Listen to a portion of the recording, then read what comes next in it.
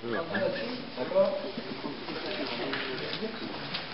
Bon, alors, Excellence, je vous écoutais dans votre exposé, à vous entendre parler.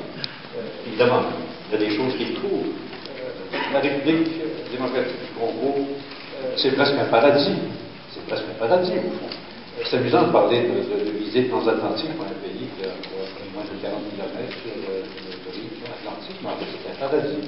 Mais il y a quand même des conditions à cela, et vous les avez évoquées indirectement. Moi, je pense que c'est conditionnel à ce que le pays soit stable, entre autres choses, et que le développement se fasse. Est-ce que je dois comprendre?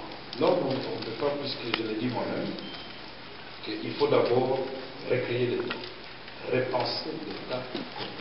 La RDC, un pays stable. Pour l'instant, je mentirai en le disant. Parce que, justement, quand j'insiste sur la refondation de l'État, ça veut dire qu'il y a un problème.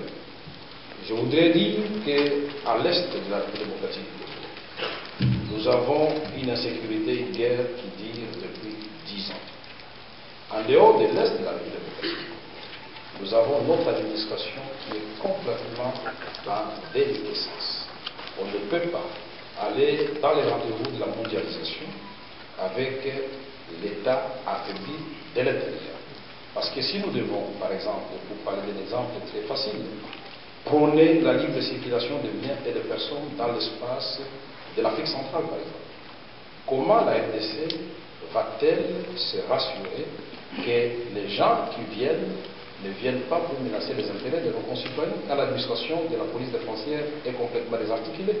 Nous disons, la première des activités, c'est d'abord remettre l'État à sa place et que tout le monde soit sous l'État et que les institutions soient fortes et pas des hommes forts à la place des institutions.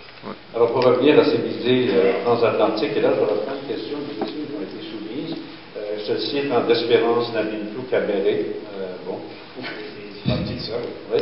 Alors qui dit, selon vous, comment la RDC peut-elle s'inscrire dans une logique de consensus transatlantique avec des pays comme le Canada, la France, la Belgique, les États-Unis, malgré la forte résistance des conflits à l'est du pays?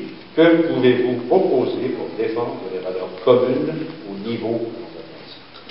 Oui, nous avons dit qu'il y a une première condition. Nous devons d'abord remettre de l'ordre chez nous, mettre un ordre de bataille.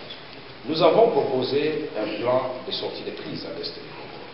À l'est du Congo, nous avons dénoncé les 10 erreurs de la communauté internationale et les 10 erreurs des gouvernements successifs de la République démocratique du Congo, mais aussi les